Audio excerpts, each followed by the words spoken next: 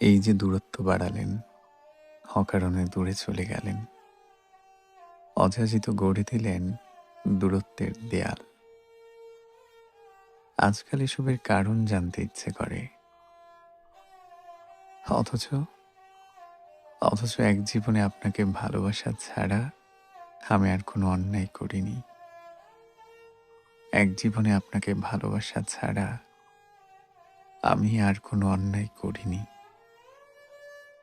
তবে কি কাউকে ভালোবাসাটাই অনিবার্য দূরত্বের কারণ? কাউকে ভালোবাসাটাই কি অনিবার্য দূরত্বের কারণ?